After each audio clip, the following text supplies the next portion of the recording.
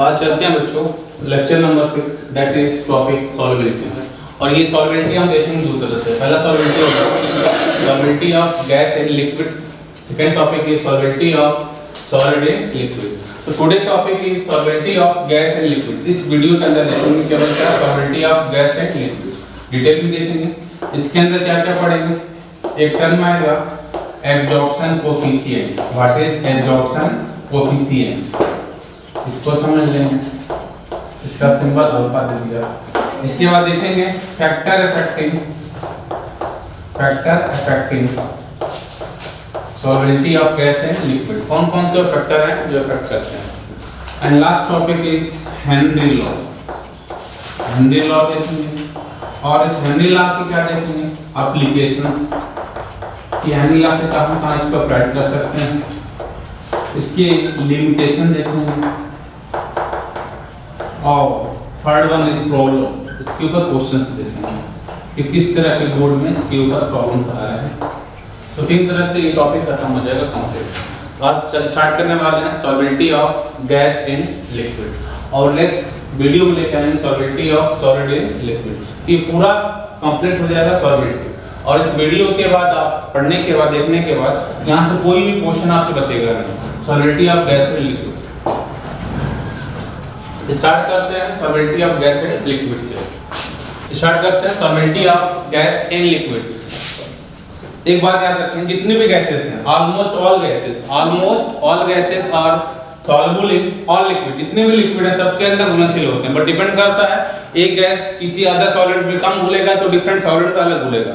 तो मतलब कहने का मतलब है almost all gases are soluble but in different amount in different solvent के अंदर सबके सब घुलते हैं। जितनी भी गैसेस नेचर में पाई जाती हैं सबके सब गिवन सॉल्वेंट में घुलते हैं, लेकिन डिपेंड करता है कि किसी गिवन सॉल्वेंट में कम घुलेगा तो अदर सॉल्वेंट में ज्यादा भी घुल सकता है। तो उसके लिए क्या पढ़ना पड़ेगा, factor affecting the solubility of gas and liquid. तो कोई पूछे कि almost all gases are soluble, बोलेंगे हां गैस सॉल्युबल है, किसी में ज्यादा तो किसी में कम। एक पॉइंट लिखें, almost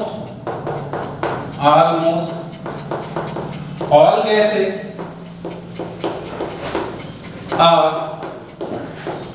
soluble in different solvent but in different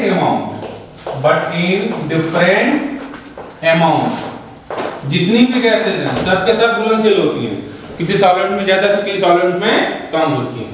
next point लिखें, solubility of gas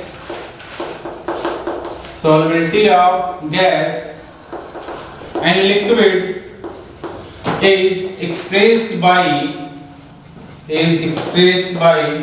absorption coefficient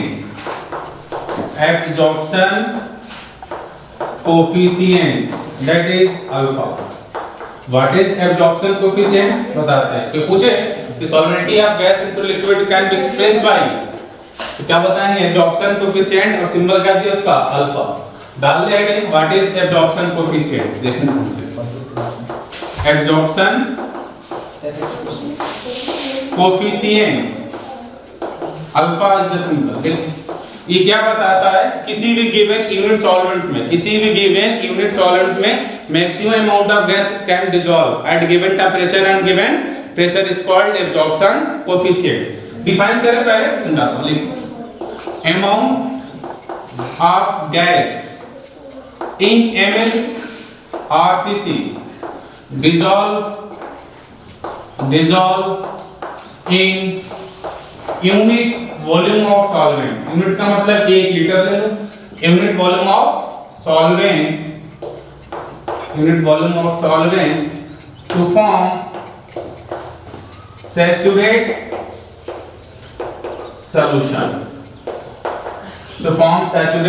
solution at constant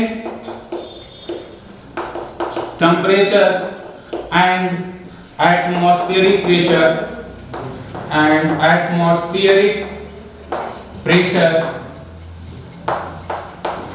is known as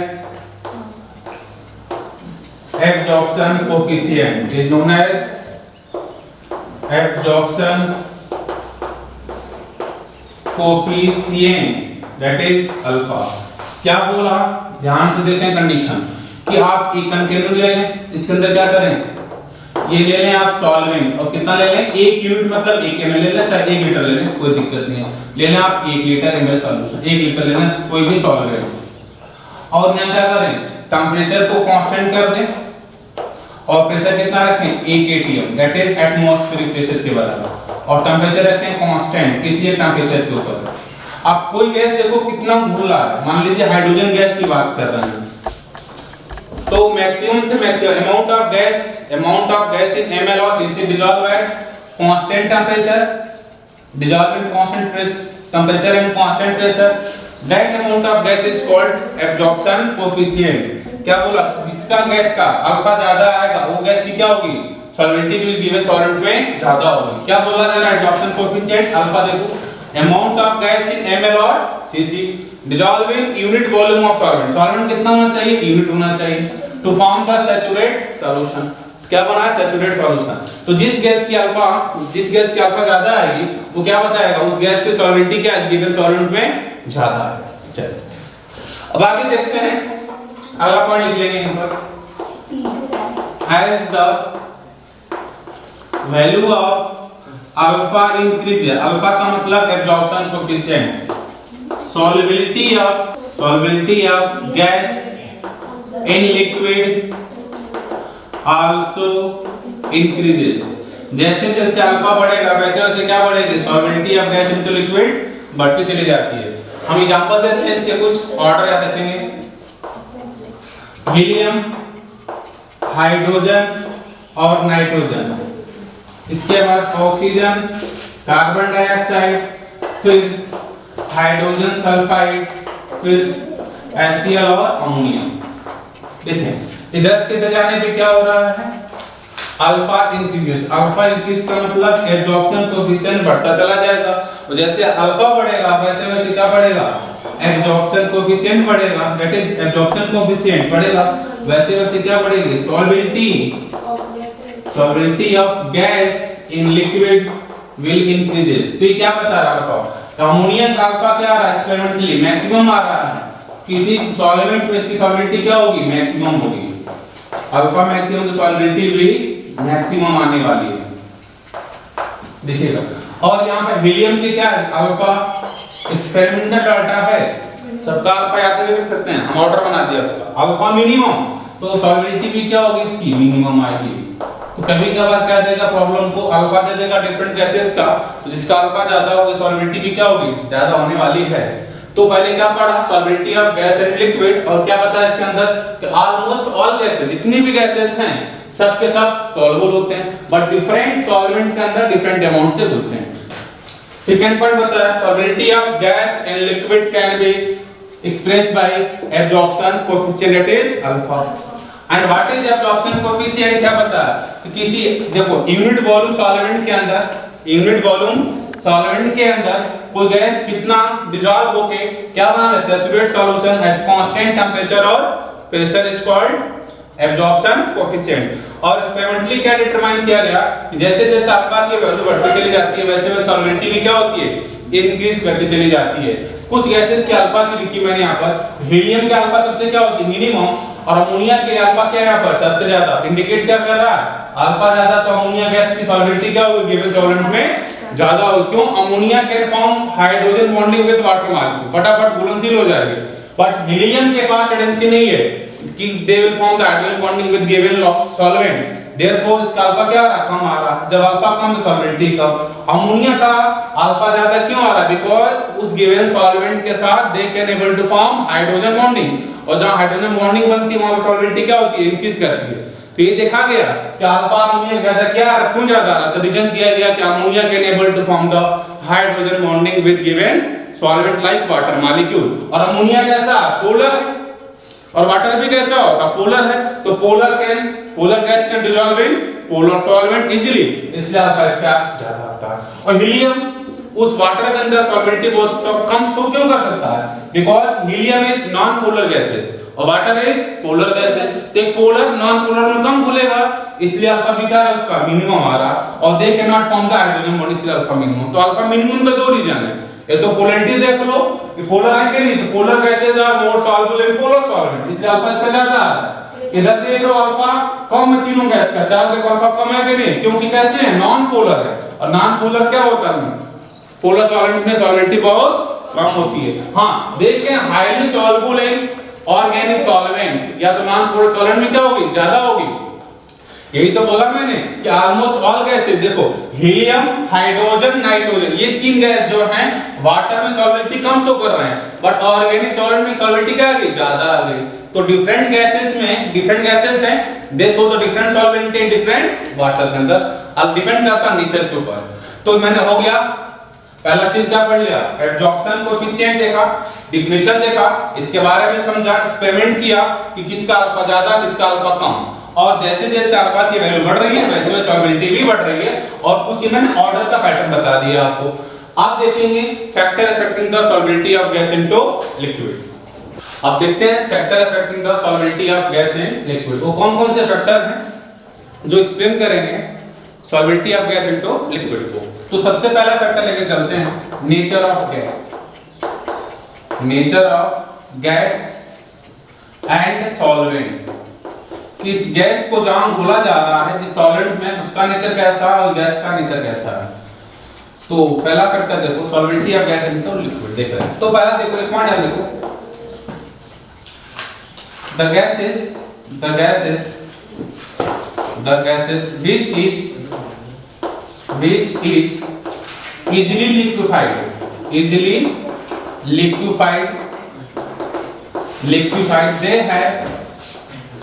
they have more value of alpha and they show maximum solubility in given solvent। क्या बोला कि जो gases आसानी से liquefied हो जाती हैं, इजीली क्या हो जाती हैं, इजीली लिक्विफाइड, द्रवित हो जाती हैं, लिक्विड फॉर्म आ जाती हैं, उस गैस का अल्फा क्या होता है, मोस्टली मैक्सिमम, और जिस गैस का अल्फा मैक्सिमम होगा उसकी सॉल्युबिलिटी भी क्या आएगी, मैक्सिमम आएगी, सॉल्युबिलिटी भी मैक्सिमम आएगी। पहला चीज यही बताया मैंने आपको, the gases which are easily liquefied, किस पर डिपेंड कर रहा है, नेचर ऑफ गैस का। तो जिस गैस का अल्फा ज्यादा होगा वो गैस, ऐसे बोल सकते हैं जिस गैस का अल्फा ज्यादा होगा वो गैस आसानी से लिक्विफाइड हो जाएगी और उसका सॉल्युबिलिटी भी क्या शो करेगा, मैक्सिमम शो करेगा। या तो इजीली लिक्विफिकेशन को देखने के लिए हम क्या सॉल्व कर सकते हैं, क्रिटिकल टेंपरेचर देख सकते हैं जो स्टेट ऑफ मैटर क्लास 11 में दे रखा है। तो gases which are easily liquefied they are more soluble in given solvent. Second factor mostly polar gases, mostly polar gases, polar gas समझते हैं like ammonia, HCl, hydrogen sulphide, SO2, etc are, देखो ये सब कैसे गैसेस हैं, polar gases हैं, etc are more soluble in polar solvent, कहां बोलेंगे, पोलर सॉल्वेंट में,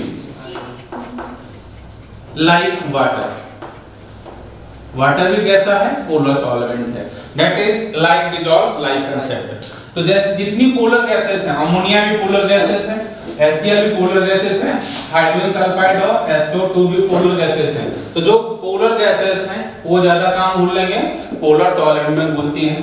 अगला quantity mostly non-polar gases like helium, hydrogen, oxygen, nitrogen, etc सब कैसे हैं, नॉन पोलर, बिकॉज इसका डायपोल मोमेंट 0 रहेगा। Non polar gases are more soluble in organic solvent. Organic solvent का मतलब non polar solvent. Organic solvent like benzene हो जाए, ether हो जाए, और ले लो आप CCl4 etc। तो वही बोला कि जितने देखो ध्यान से पोलर गैसेस हो चाहे नॉन पोलर गैसेस, दुनिया में दो तरह के गैसेस होंगी, पोलर है तो नॉन, सब के सब भूल रही है कि नहीं, किस पर डिपेंड कर रहा है, नेचर ऑफ सॉल्वेंट के ऊपर डिपेंड कर रहा है, that is called solvability of gases. तो एग्जाम में दे देगा ammonia is why soluble in water, बता सकते हैं अमोनिया कैसी गैसेस है, पोलर, और वाटर भी कैसा है, पोलर। या दूसरा चीज देंगे कि अमोनिया का अल्फा क्या होता है, ज्यादा होता है, इससे सॉल्वेबिलिटी उसकी ज्यादा होगी। या बोल सकते हैं अमोनिया है potential to form the hydrogen bonding with water molecule, इसलिए सॉल्वेबिलिटी क्या आ रही है, ज्यादा आ रही है। तो that is nature of gas पढ़ लिया, नेचर ऑफ सॉल्वेंट का पढ़ लिया, डिपेंड कर रहा है, ये भी पोलर और ये भी पोलर, तो दोनों की सॉल्वेबिलिटी ज्यादा होगी। ये पोलर और ये नॉन पोलर, सॉल्वेबिलिटी कम, ये नॉन पोलर ये भी नॉन पोलर, तो सॉल्वेबिलिटी क्या होगी, ज्यादा आएगी। तो पहला फैक्टर देख लिया नेचर ऑफ गैस और सॉल्वेंट का। Second factor is temperature, effect of temperature देखने जा रहे हैं। अब जरा देखिएगा, जब भी आप इफेक्ट ऑफ टेंपरेचर देखोगे, एक बात पता होना चाहिए, प्रोसेस जब कोई गैस लिक्विड में घुलना तो प्रोसेस एक्सोथर्मिक है या प्रोसेस एंडोथर्मिक है, तब जाके इस बात को एक्सप्लेन कर सकते हो कि टेंपरेचर बढ़ाने से सॉल्वेबिलिटी बढ़ रही है कि घट रही है, by the with the help of ले चैटियर प्रिंसिपल। अब देखो ध्यान से, जब किसी भी गैस को, इधर की आपका लिक्विड है दैट इज सॉल्वेंट में, इसे घोलोगे तो क्या बनेगा, बनेगा सॉल्यूशन, बनेगा solution of gas in liquid.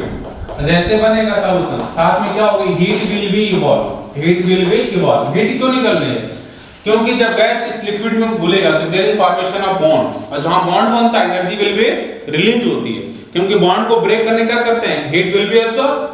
But यहां पर क्या हो रहा है, ये गैस मान के चल रहे हैं कि गैस क्या हो रहा है, इस गिवन सॉल्वेंट में डिसॉल्व हो रहा है। जब डिसॉल्व होगा तो क्या होगा, there is formation of bond होगा, एसोसिएशन होगा कि नहीं, जहां एसोसिएशन होता है मॉलिक्यूल वहां पर क्या होता है, साथ में हीट निकलती है। तो मतलब क्या हुआ कि dissolution of A gas into a liquid is the exothermic process. इसकी एंथैल्पी कैसी आएगी, नेगेटिव आएगी, that is exothermic process.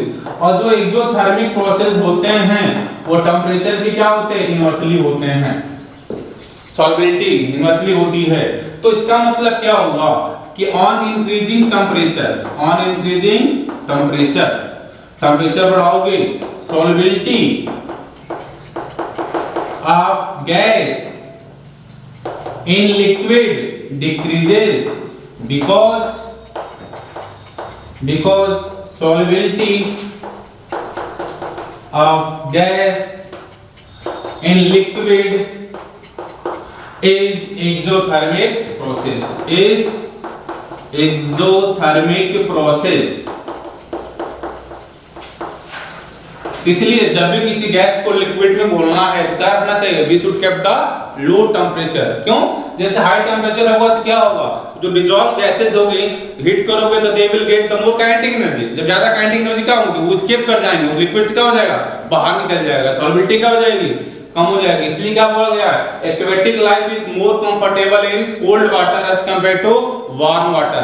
Cold water में क्या होगा, टेंपरेचर कम होगा तो डिसॉल्व ऑक्सीजन क्या होगा, ज्यादा होगा as compare to hot water या तो वार्म वाटर। तो aquatic life is more possible in cold water as compare to the hot water because cold water contain large amount of dissolve oxygen.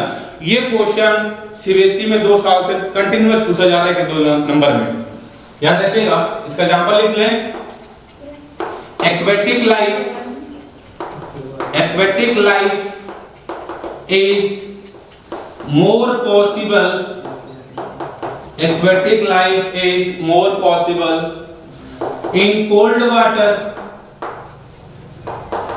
as compared to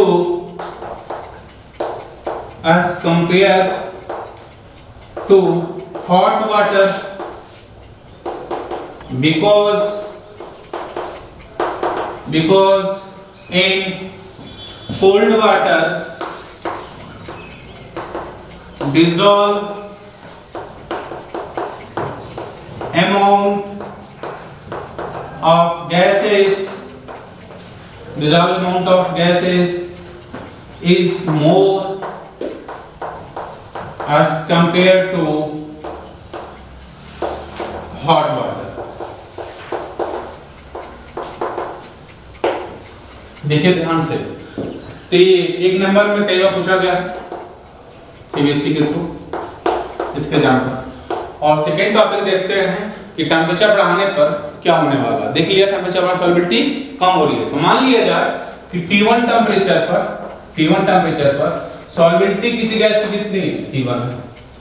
तो पूछ लिया जाए कि T2 temperature पर सॉल्बिलिटी क्या होगी, that is C2 question mark.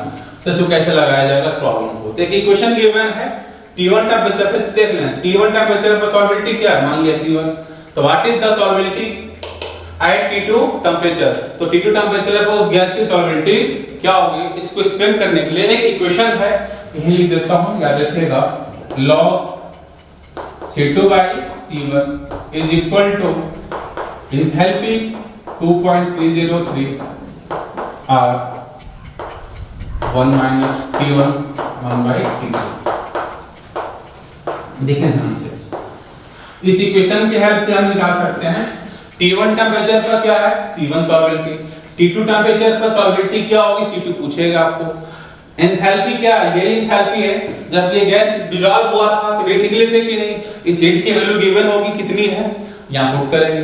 R is known as gas constant, इसकी value पता ऑलरेडी आपको केल्विन में कितनी होती है, और T1 T2 को ऑलवेज केप्ट इन केल्विन, किस में रखेंगे इसको, केल्विन के अंदर पुट करेंगे तो आपकी सॉल्बिलिटी की वैल्यू आ जाएगी। और R की जो वैल्यू पुट करेंगे 8.314 वाली रखेंगे, तो यहां से आपका सॉल्बिलिटी आ जाएगी T2 टेम्परेचर पर कितनी होने वाली है, that is effect of temperature. याद रखिएगा। देखिए last factor is effect of pressure. ये फैक्टर नंबर 3 पहला देखा था मैंने, nature of gas and nature of solvent, and second factor is effect of temperature, and third one is effect of pressure, कि जब भी प्रेशर बढ़ाएंगे तो सॉल्बिलिटी ऑफ गैस और लिक्विड के ऊपर क्या प्रभाव पड़ने वाला है। चलिए पहला पढ़ लिखें, on increasing pressure solubility of gas in liquid increases। जैसे जैसे आप प्रेशर बढ़ाएंगे वैसे सॉल्बिलिटी क्या होगी, लिक्विड में बढ़ती चली जाएगी। क्यों? Because gases are highly compressible in nature होती हैं, कंप्रेस होकर वो सॉल्बिलिटी बढ़ा देती हैं। अगला पढ़ लिखें, effect of pressure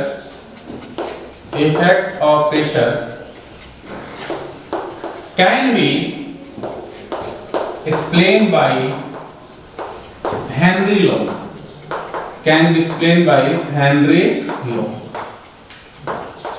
किसके थ्रू एक्सप्लेन किया जाएगा, हेनरी लॉ के थ्रू। तो डाल दे हेडिंग हेनरी लॉ, और हेनरी के दो लॉ हैं, 1 by 1 पढ़ रहे हैं। Second law is more important as compare to first law. तो हेनरी लॉ का पहला लॉ सिंपल सा है, ये एक कंटेनर ले लिया और इसके अंदर कोई गिवन सॉल्वेंट ले लिया,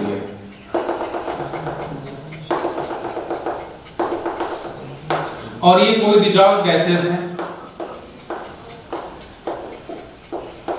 इसके ऊपर लगा दिया मैंने एक पिस्टन, जो कि मूवेबल पिस्टन है, मूव कर सकता है,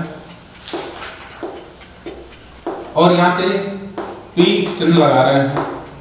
तो gases are highly compressible liquid, तो जैसे आप प्रेशर बढ़ाओगे वैसे क्या होगा, गैस कैन बी कंप्रेस, और वैसे वैसे क्या होगी, सॉल्बिलिटी बढ़ती चली जाएगी। तो सिंपल सा लॉ क्या दिया गया है इसका, कि amount of gas dissolve, amount मतलब कितना घुलने वाली, मास, अमाउंट या मास, बात एक ही है, अमाउंट और mass of gas dissolve in given solvent, is given solvent के अंदर is directly proportional to the applied pressure on it। applied pressure कितना आप प्रेशर लगा रहे हो, applied pressure on it at constant temperature। अभी किसका इफेक्ट देख रहे हैं हम, इफेक्ट ऑफ प्रेशर। जब प्रेशर का इफेक्ट देखेंगे तो सेकंड जो वेरिएबल क्वांटिटी से क्या कर लेंगे, फिक्स कर लेंगे, तब जाके रिजल्ट बेस्ट आएगा। दोनों को वेरिएबल कर लोगे, दोनों को इफेक्ट ऑब्जर्व होगा, और किसी का इफेक्ट आप अच्छे से पढ़ नहीं सकते। क्या किया, दो वेरिएबल थे, एक तो प्रेशर वेरिएबल है और टेम्परेचर। जब इफेक्ट ऑफ प्रेशर देख रहे क्या किया मैंने, टेम्परेचर को कांस्टेंट कर दिया। तो एट कांस्टेंट टेम्परेचर पर ये गैस कितना डिसॉल्व होगा, किस पर डिपेंड करेगा, applied pressure over the heat. जैसे जैसे वेट बढ़ाते चले जाओगे ना, वेट इसका, वैसे का सॉल्बिलिटी ऑफ गैस इनटू लिक्विड बढ़ती चली जाएगी। सिंपल सा इसको क्या बोल दिया गया, that is m is called amount of gas dissolved directly proportional to applied pressure over it at constant temperature. At constant temperature, कि constant temperature के ऊपर कितना गैस डिजॉल्व होगा इस पर डिपेंड करेगा, प्रेशर के ऊपर डिपेंड करेगा। हटेगा प्रोपोर्शन, P इक्वल टू क्या आ जाएगा, KH and P. This KH is called Henry constant. This KH is known as Henry constant. आपने नाम पर दे दिया कांस्टेंट, हेनरी कांस्टेंट दे दिया।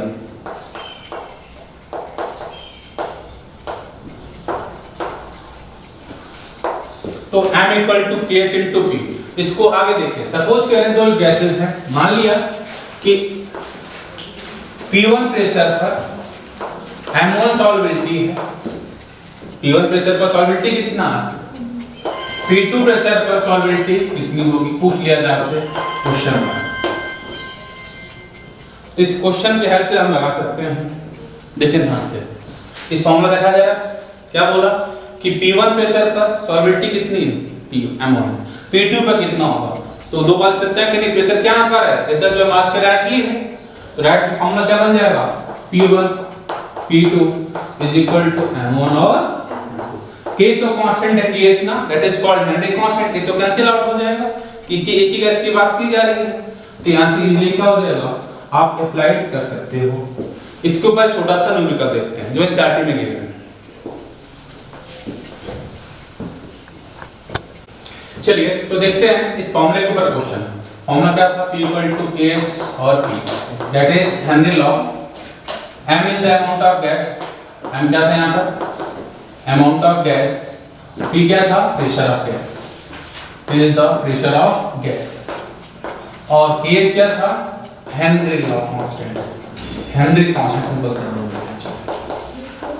अब इसके ऊपर एक प्रॉब्लम देखते हैं, क्वेश्चन देखिए गिवन है स्टडी के अंदर, the partial pressure of ethane, उसमें क्या गिवन है, partial pressure of ethane over the saturated solution is, given है आपको पार्शियल प्रेशर ऑफ इथेन का 6.56 10 के पावर माइनस 3 बार गिवन है, और इतने प्रेशर पर नहीं, प्रेशर इतना नहीं गिवन आपको, ये गिवन है मास ऑफ गैस, इतना डिसॉल्व है ग्राम में, और गिवन है प्रेशर P1 आपको 1 बार प्रेशर पे इतना गैस की सॉल्बिलिटी है।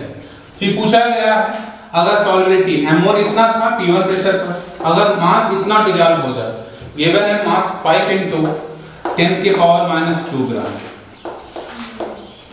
तो what is the pressure of gas, question simple सा क्वेश्चन क्या था, P1 प्रेशर पर किसी गैस की सॉल्बिलिटी इतनी गिवन है, तो P2 प्रेशर पर उस गैस की सॉल्बिलिटी क्या होने वाली है, that is problem based on, क्या करेंगे पहले लगाएंगे इस गैस के लिए, और यहां से क्या निकाल लेंगे KH, फिर सेकंड के लिए क्या लगाएंगे इक्वेशन, फिर निकल जाएगा P2 के लिए, यहां से जो KH की वैल्यू यहां से आएगी कि नहीं बताएं, KH की जो वैल्यू आएगी सेकंड इक्वेशन यूज कर लेंगे, तो यहां से क्या जाएगी आपको P2 आ जाएगी। Are you getting point? चलिए दो तरीके करने के, पहले यहां जांच करें, बताओ M equal to KH into P, ऐसे कर, M कितना गिवन है आपका 6.56 10 के पावर माइनस 3 ग्राम, KH कांस्टेंट, प्रेशर कितना गिवन है 1, यहां से क्या आ जाएगा आपका KH की वैल्यू आ गई, KH तो कांस्टेंट है किसी गैस के लिए, तो KH इज इक्वल टू 6.56 10 के पावर माइनस 3 ग्राम आ जाएगी, KH आ गई। अब इसका करो इस KH की वैल्यू के लिए सेकंड केस यूज कर लो, सेकंड केस क्या बनेगा, M equal to KH into P, या M2 कर लो, तो M2 कितना गिवन है, ये 5 10 के पावर माइनस 2 ग्राम, और KH कितना आ गया 6.56 और 10 के पावर माइनस 3 ग्राम, और यहाँ से क्या निकाल लेंगे आप, P2 आ जाएगा कि नहीं बता, तो what is the partial pressure of gas, यहाँ से आप इसलिए क्या कर लोगे, P2 को कैलकुलेट कर सकते हैं, तो P2 इज इक्वल टू 5 10 के पावर माइनस 3 10 के पावर माइनस 2 6.56 10 के पावर माइनस 3, इसे सॉल्व कर लेंगे तो कितना बार प्रेशर आ जाएगा। आप ऐसे भी कर सकते थे, या तो डायरेक्ट क्या लगाए equation M1 is equal to divide P1 by P2 लगा दें। M1 कितना था, ये गैस थी, 6.56 10 की पावर माइनस 3 और M2 कितना गिवन है 5 10 की पावर माइनस 2 और ये P1 कितना गिवन है आपका देखें ध्यान से 1 बार गिवन है 1 बार और यहाँ से क्या निकालेंगे P2 निकालेंगे कि नहीं सेम चीज आ रही है कि देखें ध्यान से P2 इधर जाएगा इधर आ जाएगा तो सेम चीज आ जाएगा यहाँ से निकाल लेंगे आप प्रेशर ऑफ गैस 5 10 की पावर माइनस 2 और 6.56 10 की पावर माइनस 3 बार कितना प्रेशर आ जाएगा सॉलिडिटी के लिए गेटिंग पॉइंट तो दो तरीके से लगा सकते हैं पहले क्या लगाओ हैंडल लाओ यहाँ से क्या निकालो केएच कैलकुलेट करो सेकंड में क्या लगाओ उस केएच के वैल्यू क्या पुट कर दो अपने आप P2 आ जाएगा या तो रिलेशन याद रखो ये वाला यहाँ से भी आपको प्रॉब्लम आ जाएगा इसके ऊपर प्रॉब्लम छोटा सा था